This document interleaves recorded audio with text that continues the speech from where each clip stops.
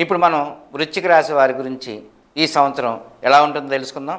ఈ వృశ్చిక రాశిలో విశాఖ 4వ పాదం, అనురాధ 4 పాదాలు, జ్యేష్ఠ 4 పాదాలు కలిపి ఈ వృశ్చిక రాశిలో ఉంటాయి. ఈ సహజంగా ఈ వృశ్చిక రాశి వారికి ముఖ్యంగా మానసిక స్థితి మీద ఎక్కువ శ్రద్ధ చూపించాలి. అలాగే వీరు ఎక్కువగా దీర్ఘాలోచనలు చేయడం వల్ల కొన్ని విషయాల్లో ఎక్కువగా ఇబ్బంది పడుతుంటారు. ఈ సంవత్సరంలో ఎటువంటి ఫలితాలు ఉంటాయంటే మిశ్రమ ఫలితాలు ఉంటాయని చెప్పవచ్చు. ఈ సంవత్సర ప్రారంభం నుండే అనేక మార్పులు కూడా జరిగే అవకాశం ఉంటుంది. ఈ సంవత్సరం ఖర్చులు కూడా అధికం అవుతాయి. ఖర్చులు నియంత్రించుకోవడం చాలా మంచిది. నూతన వస్తువులు, ఆభరణములు కొనే అవకాశాలు ఎక్కువగా ఉన్నాయి.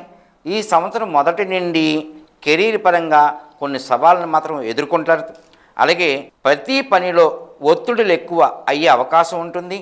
అందుచేత జాగ్రత్తగా వ్యవహరిస్తే మీ ప్రయత్నాల్లో సక్సెస్ మాత్రం తప్పకుండా వస్తుంది. కుటుంబ సమస్యలు కొంత ఇబ్బందికరంగా ఉండే అవకాశం ఉంది. ఆరోగ్య విషయాల్లో ఈ రాశివారు చాలా జాగ్రత్త వహించాలి.